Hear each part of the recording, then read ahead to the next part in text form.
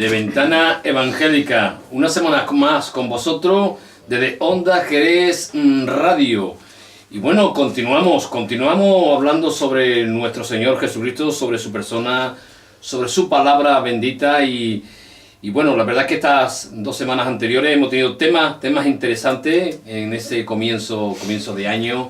Y bueno, hoy nos toca un tema muy especial, porque vamos a tratar sobre un libro que normalmente pues no se habla, un tema de un libro donde hay multitud de opiniones en relación a este libro, un libro en el cual nos habla de la persona de nuestro Señor Jesucristo, nos va a hablar también sobre los grandes eventos que van a venir sobre la humanidad.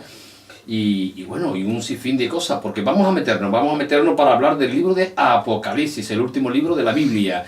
Y bueno, para hablar de este libro, nuestro hermano colaborador Manuel Pérez, nuestro hermano pastor Manolo, bienvenido. Hola, gracias por esta nueva oportunidad que me concede de poder estar aquí, poder compartir un poquito más sobre la palabra de Dios para que el mundo o las personas oyentes puedan oír de la luz de la verdad. Decía que el libro de Apocalipsis es un libro en el cual se han hecho esta película, un libro que muchos autores se han sido inspirados, ¿no? Sí. Para sacar películas, para decir un libro para esta sociedad muy oscuro, ¿no? Por decirlo de una manera, ¿no? Pero nos gustaría en esta tarde traer un poco de luz a aquellas personas que nos están oyendo, para mostrarles verdaderamente, ¿no?, qué es lo que es el libro del Apocalipsis, ¿no?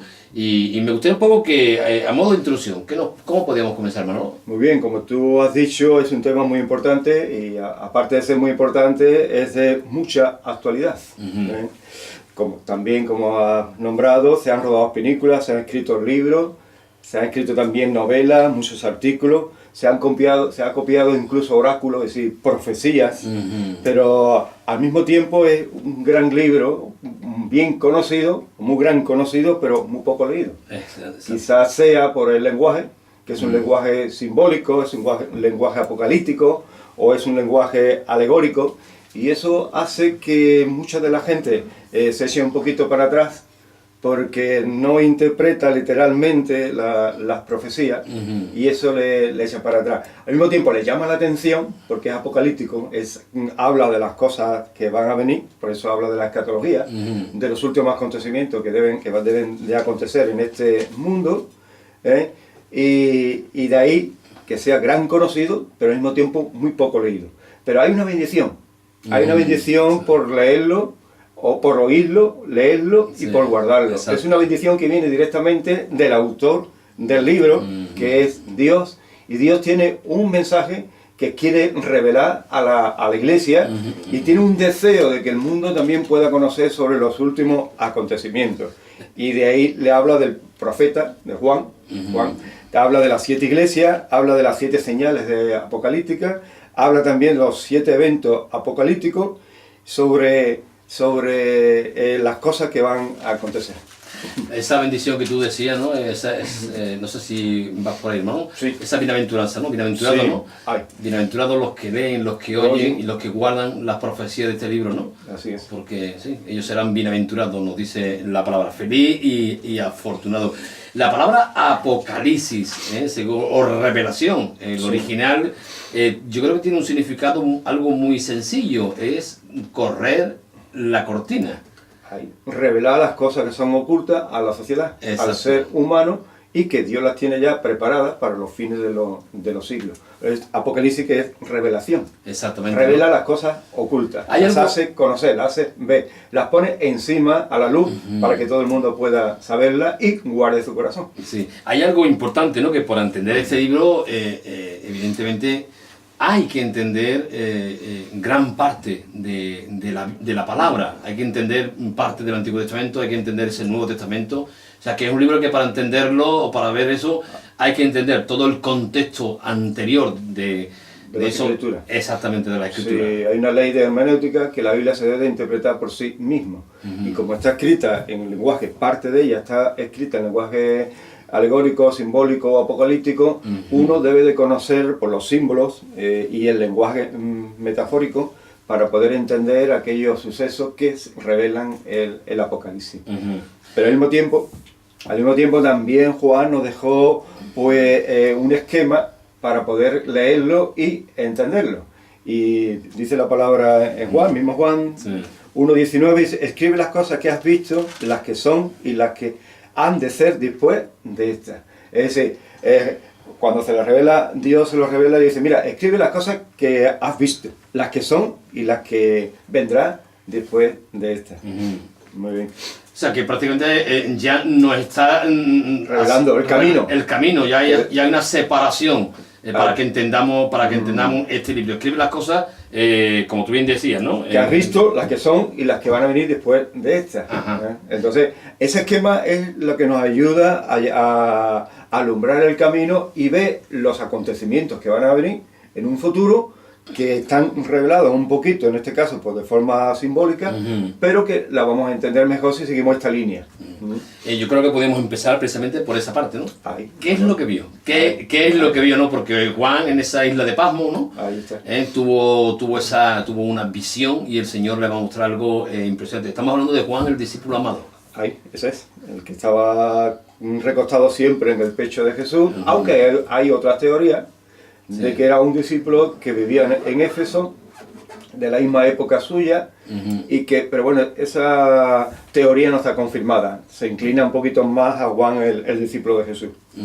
Sí. Escribe las cosas que vio. ¿Qué vio Juan? Esa revelación. Bueno, vamos a leer Apocalipsis capítulo 1, dice, la revelación de Jesucristo que Dios le dio para manifestar a su siervo las cosas que deben suceder pronto. Y las declaró enviándolas por medio de su ángel a su siervo Juan, que ha dado testimonio de la palabra de Dios y del testimonio de Jesucristo, de todas las cosas que has visto. Y dice, bienaventurado el que lee, los que oyen la palabra de esta profecía y las guardan, las cosas que en ella está escritas, porque el tiempo está cerca. Aquí lo que primero podemos ver realmente es que hay un deseo en el corazón de Dios. Dios tiene un plan, Dios tiene un proyecto para la humanidad completo. Y Él lo tiene y Él creó al hombre o creó a la humanidad para que la humanidad tuviera una comunión con Dios. Pero la humanidad, el ser humano, se apartó de Dios. Pero Dios en su corazón de amor tiene ese deseo y tiene ese proyecto, ese plan con la humanidad. Él se lo comparte a Jesucristo. Y Jesucristo se lo revela al ángel, se lo dice al ángel, y el ángel se lo dice a Juan. Juan lo escribe en un papel, lo escribe para llevarlo a un destino, y el destino son las 7 iglesias, las 7 iglesias, y de esas 7 iglesias realmente se quedó escrito la palabra de Dios, lo que tenemos nosotros aquí, Apocalipsis, para que ahora nos alumbre el camino que nosotros debemos tener en cuenta con relación al tiempo escatológico, o a últimos tiempos. Por lo tanto, es un canal.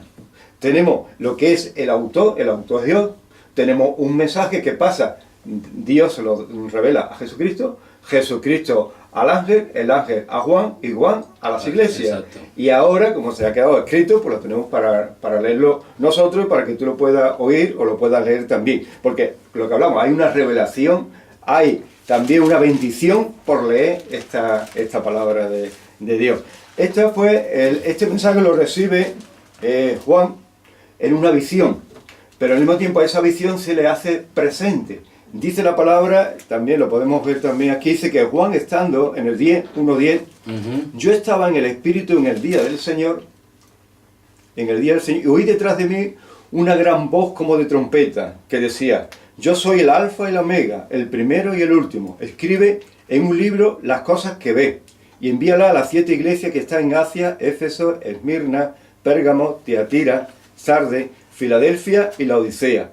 Y me volví para ver la voz que hablaba conmigo, y vuelto vi 7 candeleros de oro. Juan va a ver ahora una visión, que esa misma visión se le va a hacer presente. Y seguimos leyendo. Y en medio de los 7 candeleros a uno semejante al Hijo del Hombre, vestido de una ropa que llegaba hasta los pies, ceñido en el pecho con un cinto de oro. Su cabeza y sus cabellos eran blancos como la blanca lana, como la nieve, sus ojos como llama de fuego, sus pies semejantes de bronce bruñido, refulgente como en un horno, y su voz como estruendo de muchas aguas. Y tenía a su diestra 7 estrellas, y en su boca sale una espada aguda de 2 filos, y su rostro era como el sol cuando resplandece en su fuerza. Dice, cuando lo vi, caí como muerto a sus pies. Y él puso su diestra sobre mí, diciéndome, no temas, yo soy el primero y el último. Juan dice la palabra de Dios que estaba en el Espíritu.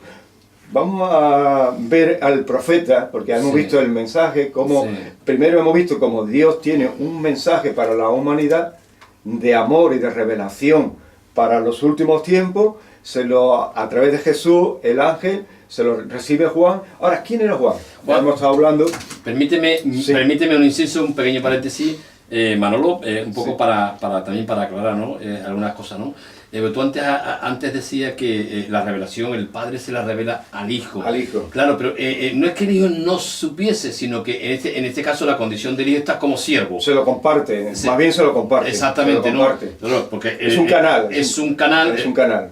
Porque nuestro Cristo bendito, Él es Dios y Él conoce todas las cosas. Es un canal, por establecer, digamos, el orden, pero y Cristo en este caso también, digo, como siervo sufriente. Como siervo sufriente para por eso exactamente, ¿no? Yo creo que eso es importante de matizar. El mensaje viene por un canal. En un principio habla de Jesús Padre, de Dios Padre, Dios. Él tiene ese mensaje se lo comparte a Jesús se lo comparte al ángel, el ángel a Juan y Juan a las 7 iglesias. Eso es a través de una visión. Pero él, estando en el Espíritu, un poquito más adelante, estando en el Espíritu, él escucha una voz fuerte y eso, al volverse, ve como es una visión. La gloria de Dios. Ve a uno semejante al Hijo del Hombre, que tiene una túnica que le llega hasta los pies, que tiene su cabello que es blanco, como la blanca lana, que su pie está de bronce, como el bronce bruñido cuando está en el horno a fuego pungente, que el de su boca sale una espada de 2 filos, que sus ojos son como fuego, su rostro es como el rostro del sol cuando amanece, cuando está en toda su fuerza, y su voz dice que es como catarata fuerte. Y él queda impactado que cuando ve eso cae a sus pies. Entonces esa visión se hace presencia, porque dice que él pone su diestra, dice, cuando le vi caí como muerto a sus pies, y él puso su diestra sobre mí, es decir, puso sobre las manos. Aquí la imagen que vemos es que Juan, cuando ve esta visión, cae al suelo, escúchalo y cae al suelo, pero cae a los pies. Es decir, Jesús estaba ahí, la visión que él estaba viendo era presencia, era presente. Estamos viendo la gloria de nuestro Señor Jesucristo. Él está viendo, porque primero es el ángel que se lo comunica a Juan, pero aquí ahora mismo, para confirmar la profecía, hay una presencia de Jesús. Directamente a Juan. Y ahora hay algo muy cercano, dice, cuando le vi caí como muerto, y dice que él, ese semejante al Hijo del Hombre, el mismo Jesús, que lo vamos a ver aquí más adelante, como se confirma, puso su diestra sobre él. Dice, le puso la mano derecha sobre él, de forma de señal, como diciendo, yo estoy contigo, no temas, yo estoy contigo, como de identificación, de consuelo, como dándole autoridad a la profecía que había oído, para compartirla a las 7 iglesias, y después seguiría compartiendo. Amén. Completamente de acuerdo, o sea que lo que vio Juan fue la gloria de nuestro Señor Jesucristo ya de una vez resucitado. Así fue. Pero es increíble, Manolo, esa vestimenta, esa vestimenta, por decir una palabra, o esa imagen de nuestro Señor Jesucristo, esa imagen no se comparte nunca. No. Esa imagen no se habla, porque esa es la imagen real de nuestro Señor Jesucristo. Estamos hablando del Cristo glorificado, estamos hablando del Cristo resucitado. Y esa es la imagen, claramente como nos muestra la palabra, ¿no? Y hay otro tema, Manolo, que yo también quería también para puntualizar. Las 7 iglesias, no sé si me estoy anticipando, pero como lo hemos leído... Un poquito, ahora vamos perfecto, un poquito más adelante. Pero era sencillamente decir que, para el oyente, ¿no? Que las 7 iglesias representan la plenitud de la iglesia. Ahora seguiremos viendo, dice, seguimos la visión porque es muy importante, porque Juan había tenido una visión, y las visiones pues son buenas, son importantes. Yo he tenido algunas visiones, y una visión es que el cielo se puede abrir y tú puedes ver cosas ahí, como entrar en el mar, como entrar en las montañas, como entrar en el cielo, o revelarte algo como una pantalla que se presenta delante tuya. Eso, y tú puedes ser testigo de eso. pero hay otros tipos de visiones donde tú participas en las visiones. Y aquí no solamente Juan participa en la visión, sino que la misma visión se le hace presente. Jesús en su gloria se manifiesta a Juan para confirmarle la visión. Porque Juan, no hemos empezado, pero Juan, ¿quién era Juan? Hemos visto que Juan era el discípulo, pero ¿por qué estaba Juan en la isla de Patmos? Juan estaba en la isla de Patmos. La isla de Patmos era una pequeña cárcel del Imperio Romano, o de los romanos, de Roma. Sí, señor. Estaba desterrado en Asia, muy cerquita de Santorini, una isla ahora que está muy, muy de moda, y Juan estaba allí. Pero él no perdió la costumbre de seguir orando, alabando o incluso leyendo las Escrituras. Y permaneció un día tras día. Allí seguro que no había nadie, porque es una isla muy pequeñita y no habría nadie. Eran desterrados, como perdidos en el mundo. Y él estuvo allí. Y allí donde realmente tiene esa visión, esa revelación, estando en el Espíritu, las cosas del Espíritu, es la primera enseñanza. Que estando en el Espíritu, las cosas del Espíritu se nos revelan. Se nos revela la gloria de Dios y el propósito que tiene Dios para con cada uno de nosotros, o incluso para la Iglesia, o para el futuro. Juan fue un hombre privilegiado dentro de lo que es el canon, donde Dios tuvo en su soberanía revelarle las últimas cosas. Y ahí donde dice la palabra, confirmamos quién era el de la visión, dice en el 18, dice, yo no temas, Juan, yo soy el primero y el último. ¿Por qué? ¿Por qué dijo que no tuviera? Porque realmente Juan cayó al suelo como muerto. Claro, y al ponerle la mano, lo que le hizo es una señal de identificación. Una señal de que como yo estoy contigo. Pero además al mismo tiempo le habla. No solamente le pone la mano de identificación, sino que le habla, dice, no temas, yo soy el primero y el último, para que lo identifique Juan. Primero y el último.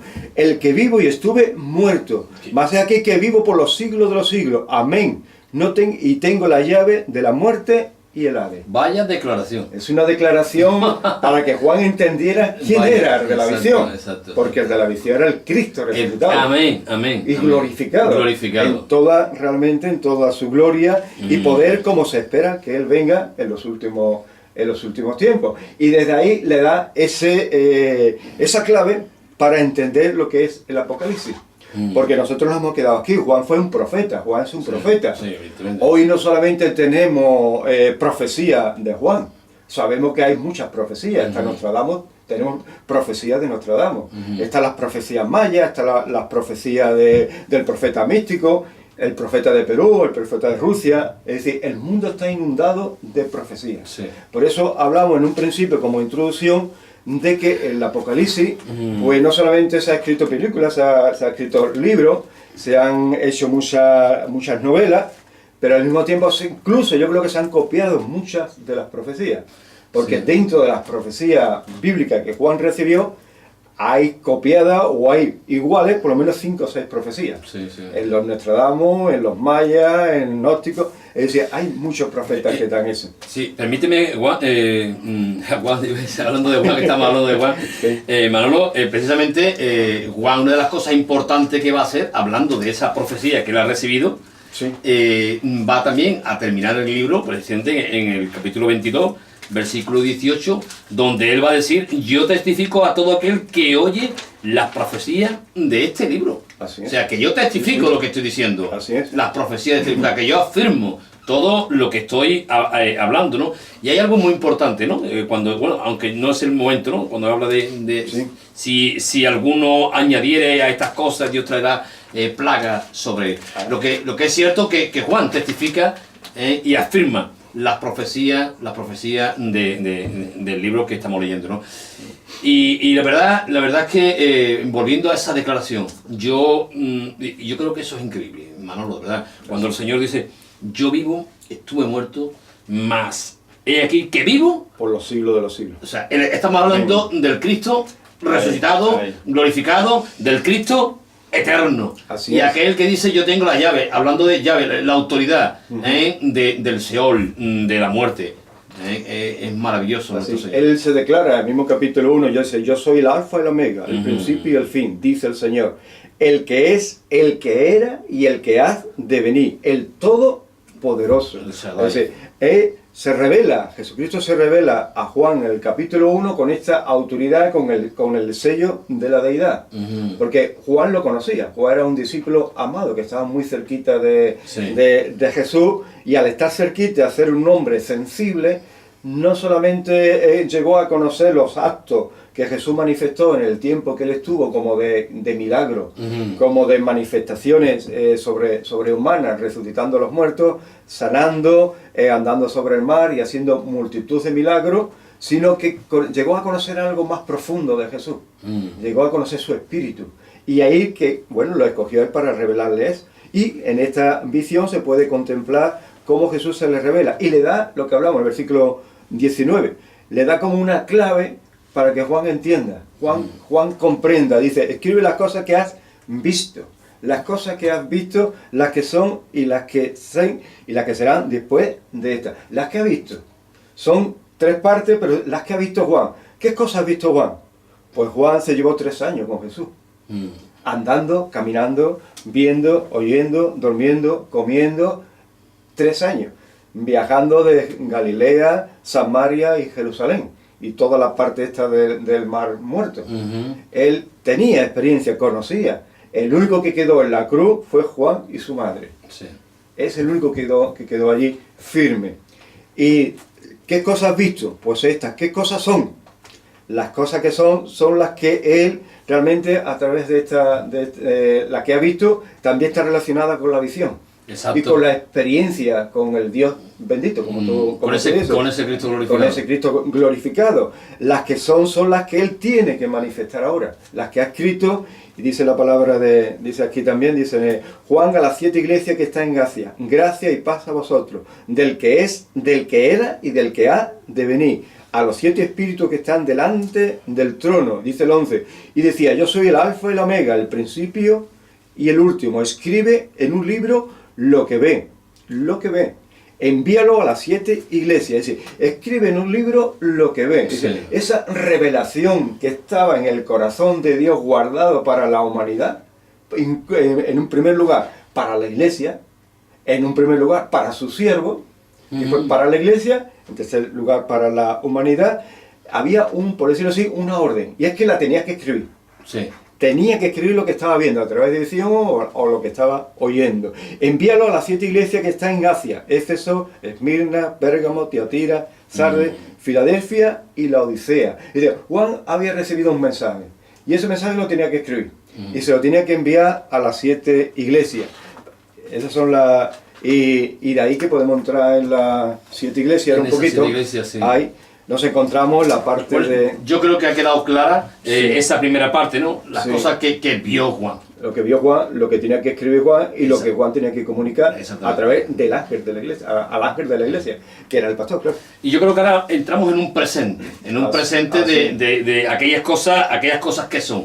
Y estamos hablando de la iglesia actual, de la iglesia... claro, Juan, estamos hablando primeramente de la iglesia que tiene Juan. Bueno, es decir, del siglo I, porque eso es lo que él recibió para compartirlo a las iglesias. Juan vivía en Asia, en Éfeso. En Éfeso. De Éfeso él fue llevado a la isla de Pasmo, y de la isla de Pasmo, seguro, pues bueno, ahí terminaría sus días. Sí, evidentemente, claro, él va a tener la visión, las cosas que son las iglesias que en aquel tiempo estaban, que bueno, seguimos trabajando porque luego podemos aplicar muchísimas cosas a los tiempos actuales. Muy bien, muy bien. Lo primero que tenemos que saber es que estas iglesias están ubicadas en un sitio, en un territorio, en un sitio que está en Asia, Asia Menor, y que casi todas ellas fueron fundadas por los griegos. Cuando Alejandro Magno, él comienza pues su guerra, su lucha, llega a conquistar toda Asia, pero llega hasta al oriente, incluso llega a Babilonia, de Babilonia llega a la India, vuelve, funda en Egipto una ciudad llamada Alejandría, y funda pues todas estas iglesias, los griegos, es decir, cada iglesia, cada ciudad, porque el nombre de la iglesia tiene que ver con la ciudad. Sí. La iglesia Éfeso es porque estaba en Éfeso, como hoy actual. La iglesia de Jerez, pues la iglesia de Jerez, lo que pasa es que en Jerez hay más iglesias. Congregaciones, digamos. Congregaciones. Pero en Éfeso, por ejemplo, había una iglesia. Entonces Juan le escribe a la iglesia de Éfeso, de Esmirna, de Sardis, de Odisea, del Filadelfia, y le escribe. Va a representar las iglesias de Asia, fundada por los griegos, con una cultura que tenemos que tener como de fondo. Es una cultura de un mundo lleno de dioses, porque los griegos adoraban a muchos dioses. Sí. Dioses del día, dioses de la noche, dioses del mar, dioses del universo, dioses del cielo. Todo estaba mezclado, toda su vida estaba mezclada a través de los dioses y a través de los altares y a través de los templos. Entonces toda su cultura estaba ahí, aparte que ellos tenían gremios, que ellos tenían un guerrero y estaba ahí. También había algo muy importante dentro del mundo griego y es el mundo de la hechicería. Sí. Dentro de las magias, las sanidades, y ya veremos un poquito más adelante. También que estaba ligado un poquito estas iglesias o la ciudad al sacrificio de los ídolos. Algunos sacrificaban a personas o incluso a sus propios hijos. No solamente adoraba a dioses como Apolo, a Zeus o Artemisa o la gran diosa Diana, sino que también estaba mezclado con los sacrificios, también sacrificios. También estaba ligado el templo con la sacerdotisa, y la sacerdotisa estaba ligada también con el tema de las fornicaciones. Sí. Yo me acuerdo cuando estuve en Éfeso, había una piedra de mármol, porque la ciudad de Éfeso fue una de las grandes ciudades, porque allí vivía la gran diosa Diana. Aquello fue en el siglo XIX, era la arqueología, empezó a trabajar y empezó a descubrir las calles, empezó a descubrir el templo, la biblioteca, una gran calzada romana que pasaba por Éfeso, que cruzaba todo lo que es la parte de Asia. Era un lugar de paso, por eso esas ciudades pues fueron muy famosas en su época, y de ahí que estaba ligada con eso. También estaba con los negocios de los prestamistas, según la época. En aquella vemos cómo se fundaron. Cuando llegan los romanos cuando la conquista de los romanos eran politeístas. Sí. Ellos les daba igual tener el dios que sea, ellos se cambiaban de dioses y ya está. Pero tenía algo más importante, y es que el emperador se hacía dios. Sí. Y ellos, pues bueno, vieron como un cargo de cultivo que la sociedad griega reconociera a esa deidad. Claro. Y de ahí le levantaron un templo a Augusto César, a Domiciano y a otros más. Pues estaba el gran templo de Zeus, que tenía un altar, una de las, por decirlo así, una de las maravillas, muy semejante a la Acrópolis de Grecia, y la Acrópolis de Grecia era lo último ya para los griegos. Pues un tal, ya lo veremos un poquito más adelante, como un tal hombre de ellos, pues quiso invertir la ciudad de Pérgamo, y la puso una de las mejores. Sí. Hay mucho ahí que a mí personalmente, Manolo, hablando de las iglesias, bueno, hemos hablado un poco de la situación y demás, pero en relación a las iglesias, ¿no? A mí me encanta, ¿no?, cuando el Señor le habla a estas iglesias, y precisamente, ¿no?, en el capítulo 2, versículo 1, ¿no? Sí. Es lo que dice, ¿no? Dice, escribe al ángel de la iglesia, hablando de una iglesia en específica, ¿no?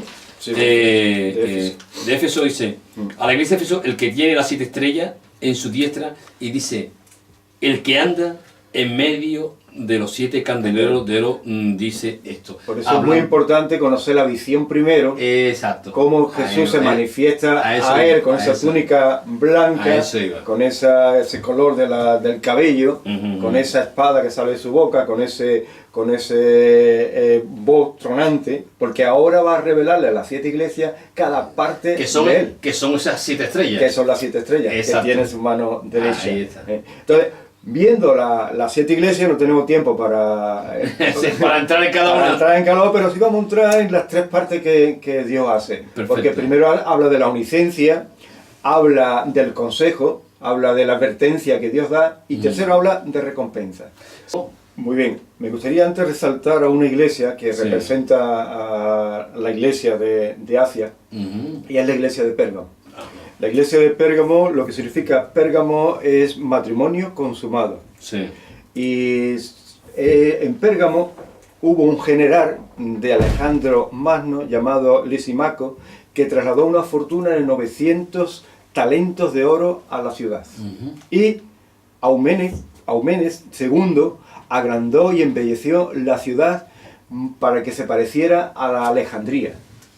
Es decir, la hermoseó tanto, hizo un altar al dios Zeus, lo que estaba hablando antes, una de las maravillas. Construyó una biblioteca con 200.000 volúmenes, y aquí hay un dato curioso, que los Pérgamos era un centro cultural, porque sí, los templos, amén de los sacrificios y la adoración, también lo usaba para la enseñanza. Y los habitantes de Pérgamo, de esta ciudad, eran cultos y le pidieron a los egipcios que le mandaran papiros. Y los egipcios dijeron que no podían mandarle tantos papiros. Entonces ellos inventaron otra forma de escribir, y es el pergamino. Cogía una cabra, secaba lo que es el pellejo, y cuando ya estuviera seco, pues podían escribir. Pues llegaron a tener una biblioteca de 200.000 volúmenes. Sí. Era la ciudad de los dioses, adoraban, ya hemos visto todos estos dioses que adoraban, sí, y daban a Asclepio, al dios de la medicina, lo representaban como una serpiente. Había un trono de altar a Zeus. Sí, sí. Sí. Que leyendo, que para mí, a mí algo curioso, ¿no?, en esta iglesia es precisamente lo que dice el capítulo 13, ¿no? Sí. Donde dice, yo conozco tu obra, y donde mora, hablando de esa ciudad, dice, donde está el trono de Satanás. Ahí está. O sea, fíjate, hablando de la idolatría y del espiritismo, y hablando de todo lo que había. Aquí está el trono y el altar de Zeus. Exactamente. Eso era una de las maravillas, como este hombre había invertido tanto dinero y lo había hecho resaltar en toda la ciudad. La ciudad estaba en una colina grande, y desde lejos se podía contemplar ese trono. Era como la Acrópolis de grande. Y además en las paredes estaban incrustados los dioses del día, los dioses de la noche, los dioses del mar y los dioses del cielo.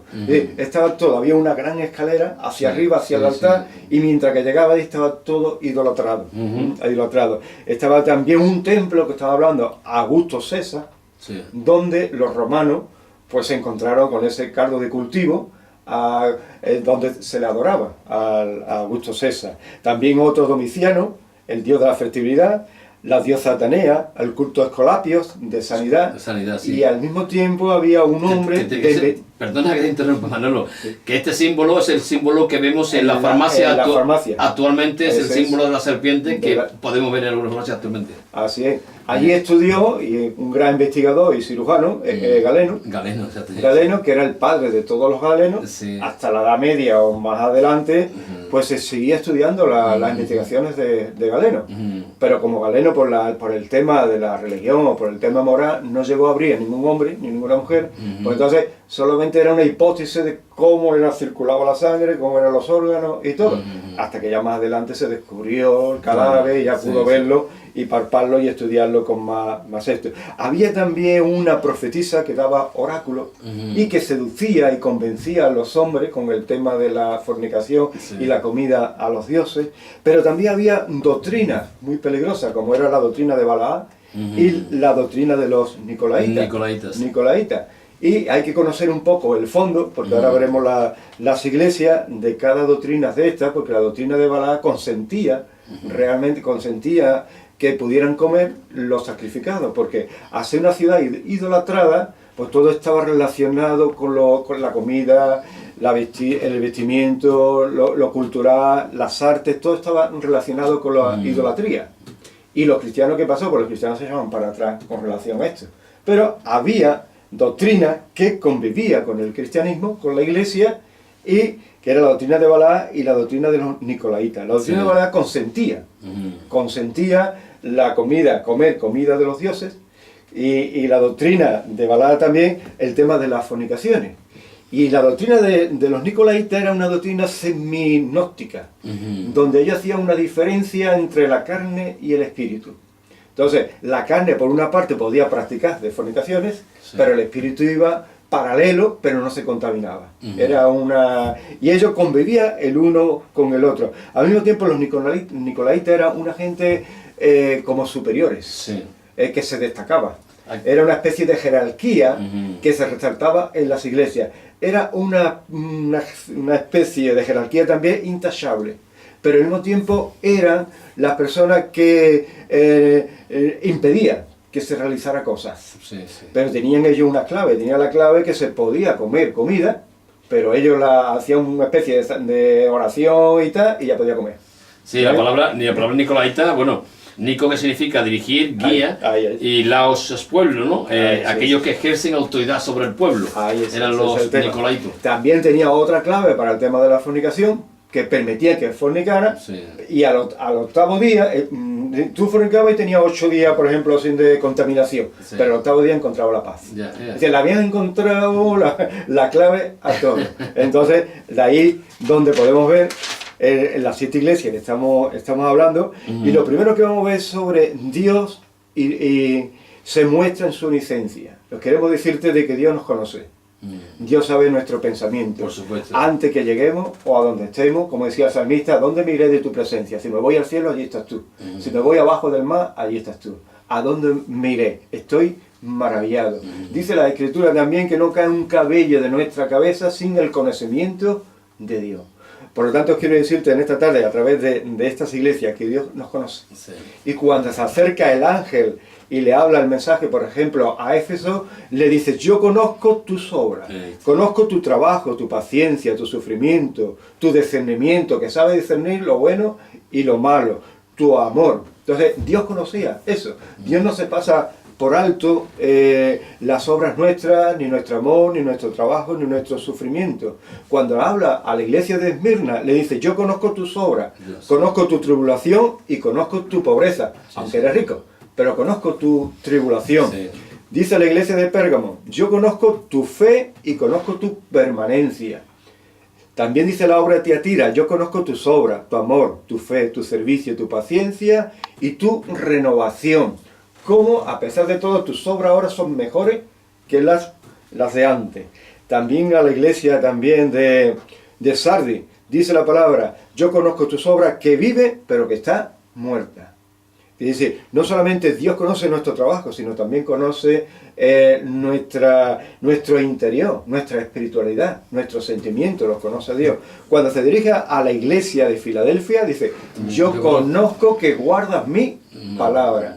Es decir, yo conozco tu fe, tu amor, tu paciencia, tu servicio, tu discernimiento, tu pureza, lo que aguanta, lo que soporta, porque está andando conforme a mi palabra. Y por cuanto estás guardando conforme a mi palabra, yo estoy contigo. Dice también a la iglesia de la Odisea, yo conozco tus obras, que no eres ni frío ni caliente. Y dice, a través de estas 7 iglesias, que es lo que queremos nosotros en esta tarde, pues dejarte ver, que a través de estas iglesias se puede ver la omnisciencia de Dios, que Dios nos conoce. Conoce todo. Dios sabe nuestros pasos, nuestro sentar y nuestro levantar. Hay una idea, y la comparten muchos de los cristianos, yo no estoy de acuerdo de ella, y creen que cada iglesia representa una época de la historia. Y ahora estamos, por ejemplo, en la iglesia de la Odisea. La última. La última. Y yo no comparto eso porque la palabra de Dios es sí y amén. La palabra de Dios no es por época. La palabra de Dios es la época de Dios. Por tanto, Dios nos puede hablar por la iglesia de Filadelfia, como por la iglesia de Éfeso, como por Esmirna, porque es como un conjunto de todo lo que Dios sabe de cada uno de nosotros. Dios es uno, nosotros somos multitud, pero Dios conoce aún los pensamientos y los sentimientos de cada uno de nosotros. Por lo tanto, en la omnisciencia de Dios, ahí estamos descubiertos. Lo que está claro es que en cada época, a través de estos siglos, Dios conoce a la iglesia. Dios conoce a la iglesia. De todos los tiempos. Ahí está. Dios conoce. Entonces, hay otra cosa de aquí, es que Juan recibe el mensaje, lo escribe, lo envía a las iglesias, les muestra a las iglesias de que Dios conoce y sabe lo que están haciendo, aunque esté en Pérgamo, que esté en la otra punta por ejemplo en Sardis. Sardis era una ciudad invisible, era invisible, estaba en una colina con una peña de no sé cuántos metros para arriba, nadie la podía vencer, solamente había un sitio para que la venciera, no era una llanura, y resulta que toda la mirada estaba puesta hacia la llanura. Y cuando menos se lo descubrieron, empezaron a escalar la peña y derribaron a esa gran ciudad, que era muy rica también. Concluimos de que Dios conoce, Dios sabe. No solamente sabe nuestras obras, sino sabe nuestra indiferencia, pero Dios también conoce, amigo oyente, Dios te conoce, Dios sabe de tu necesidad. Dios sabe de lo que tú estás pensando y de lo que estamos pensando cada uno de nosotros, y Él sabe si está enfermo, que está enfermo, si está en paro, que está en paro. Según la situación de cada iglesia y de cada persona, Dios la revela en su omnisciencia. No, que a cada iglesia, Manolo, no sé si iba a continuar con el tema de las iglesias, pero a cada iglesia Dios le dice, yo conozco, luego... Tu obras. Yo conozco tus obras, ¿no? Luego, Luego seguimos, ¿no? Sí. Hablando de... No, que luego Dios reprende a cada iglesia o le avisa de lo que están haciendo, ¿entiendes? Y luego Dios da un mensaje de esperanza a cada iglesia, ¿no? A cada iglesia. Yo creo que hablando de cada iglesia, ¿no? Yo un poco... es un poco el Señor actúa como profeta, porque el mensaje profético lo podemos dividir en tres partes, ¿no? Hay esa exhortación, consolación y edificación, que es lo que el Señor hace con cada una de las iglesias. De las iglesias, así. No solamente Dios conoce en su omnisciencia y le hace ver a la iglesia y les revela lo oculto que ellos lo estaban viviendo, pero que estaban haciendo, por decirlo así, vista gorda, porque estaban permitiendo cosas en sus iglesias, pero había una cara buena de la iglesia. Se estaban esforzando, estaban sufriendo, estaban trabajando, lo bueno. Tenían paciencia, estaban guardando el medio de la tribulación. A algunos le costaron la vida, como fue uno de los discípulos de ellos, y permanecieron firmes. Y eso le agrada a Dios. Es decir, Dios le agrada nuestro esfuerzo, nuestro sufrimiento, nuestra entrega. Pero claro, Dios no es indiferente. Dios, cuando ve que hay una parte en ti y en mí que fallamos, Dios, como nos ama, lo que hace es que nos recuerda. Y ahí entra la segunda parte. Como Dios nos advierte, nos avisa y nos aconseja. Antes de una sentencia, claro que sí. ¿Y qué le avisa a la iglesia, por ejemplo, de Éfeso? Dice, recuerdas, pero tengo una cosa contra ti, que has dejado tu primer amor. Recuérdate, arrepiéntete y haz tu primera obra. Ese es el consejo que le da. Tú, mira, es verdad que has sufrido, que tiene paciencia, que todo esto, pero tengo una cosa contra ti. No se la calla. No se la calla. Dice, Dios no se va a callar algo si te tienes que decir algo para tu bien. Claro, eso es así. Entonces, le dice, has dejado tu primer amor. Por lo tanto, recuerda de dónde has caído, arrepiéntate y haz las primeras obras. No lo condena, le aconseja, le advierte y le da luz para que la persona reflexione, medite y diga, bueno, hasta aquí he andado bien, pero ahora estoy empezando a andar mal. Por lo tanto, Jesús le dice, mira, hasta aquí. A la iglesia de Esmirna le dice, no tema, no tema el sufrimiento, dice que no tema el sufrimiento porque dice que mucho iba a ir a la cárcel, que iba a pasar por mucha tribulación, iba a ser perseguido. Y el consejo que le da aquí ahora es que no tema, que confíe en su Dios, que confíe. También la iglesia de Pérgamo dice, pero tengo una cosa contra ti, que retiene la doctrina de Balaam y los nicolaitas. Los nicolaitas empezaron con obras, es decir, con palabras, pero llegó un momento que se convirtió en una doctrina. Una doctrina es una enseñanza aceptada por los miembros de la iglesia. Por lo tanto, no solamente los miembros de la iglesia, sino que muchos de los siervos de la iglesia, Jezabel, que la profetisa, para mí es una palabra simbólica que representa a una mujer, pero en Pérgamo había una profetisa que seducía, seducía a los hombres, pero seducía también a los siervos de Dios, y se coló esta doctrina, la doctrina de los nicolaitas. Y el Señor le detiene, pero tengo una cosa contra ti, que retiene, que permite, que está haciendo la vista gorda y que está influenciando mucho en la iglesia. La doctrina de Balaam, donde los cristianos comen, son unos más, entre ellos, los sacrificados a los ídolos, o la doctrina de los nicolaitas, que realmente se creen superiores, o que se creen como dioses, y el único Dios realmente soy yo. Dice también la Tiatira, a la iglesia Tiatira, le aconseja, le avisa, le advierte, dice que tolera a Jezabel, la profetisa, que seduce a la fornicación, a comer carne, a los sacrificados. A esta iglesia le aconseja y les dice, mira, tengo una cosa contra ti, tengo una cosa que está tolerando, es que está permitiendo, que está dándole, por decirlo así, la razón a esta mujer, o a los que obedecen el consejo de esta mujer. También dice a la iglesia de Sardis, acuérdate Dice, acuérdate y guárdalo. Perdona que te interrumpa, Sí, Manolo. sí. Esa mujer hoy en día representa,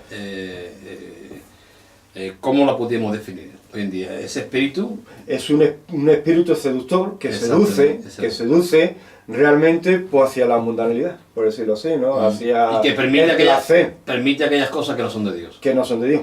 Así, a la iglesia de Sardis dice, acuérdate de la palabra, guarda, pero tengo una cosa a ti, que te arrepientas, porque había mucha gente que había manchado sus vestiduras. Dice, en la iglesia de Sardis, una parte de la iglesia estaba muy bien, pero había otra parte que habían manchado sus vestiduras, que se habían dejado influenciar por estas doctrinas, por estas corrientes y por darte cuenta que estabas viviendo en una iglesia donde es idólatra.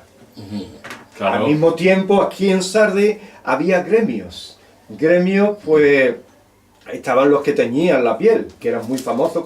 Había una lana negra, que era una de las lanas más famosas, que ellos la teñían, y era un centro comercial, pero al mismo tiempo era un centro también de prestamistas, de la banca, por decirlo así, en esta época, donde se movía mucho dinero. Sí. Entonces, y había gremios. Entonces los cristianos tienen que pertenecer también a los gremios si quería trabajar, si quería tener una empresa, si quería tener un negocio. Claro. Y eso ¿qué ocurría? Pues eso que tenían que estar todo relacionado con la idolatría. Tenían que sacrificar, tenían que adorar. Entonces era un compromiso, no era fácil. Por lo tanto, algunos se dejaban influenciar, porque no tenían otro remedio, pero otros se permanecían con la vestidura blanca. Por eso él dice, arrepiéntete. Le dice el Señor, el consejo que le da, arrepiéntete.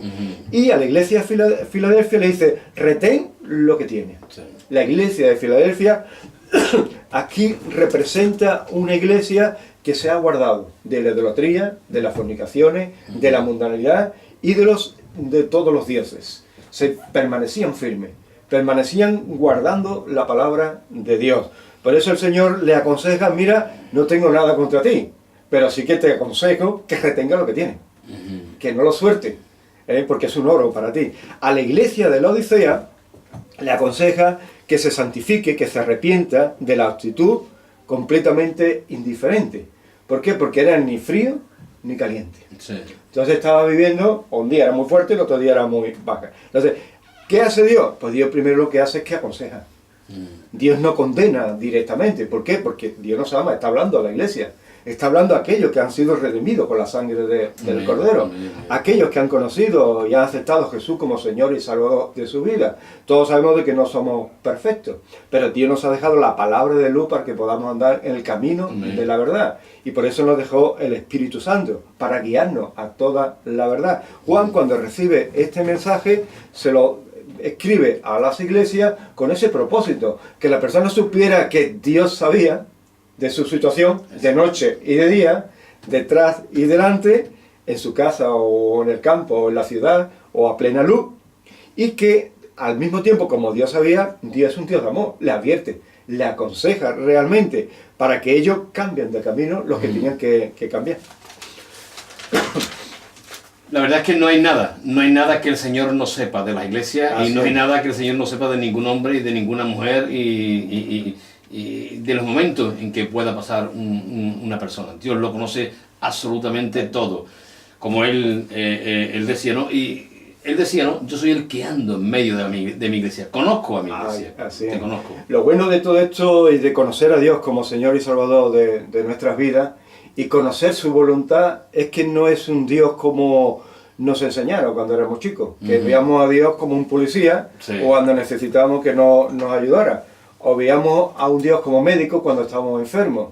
O veíamos a un Dios cuando teníamos hambre que nos diera de comer. Dios está con nosotros todos los días hasta el fin del mundo. Y Él, al mismo tiempo que nos ama y nos revela y nos valora las cosas que hacemos, cuando hacemos cosas que no son, lo que hace es que nos aconseja para que andemos en sus caminos. Y aquellos que nos arrepentimos, que guardamos sus caminos, que empezamos a andar en los caminos de Dios, hay una recompensa. Porque este es el mensaje. Él le revela cómo está, lo que tiene que hacer y la recompensa que tendrá. Y es muy bonito conocer la recompensa que Dios tiene para las iglesias. Pues nos quedan 5 minutos, Manolo. Nos quedan 5 minutos. Bueno, intentaremos.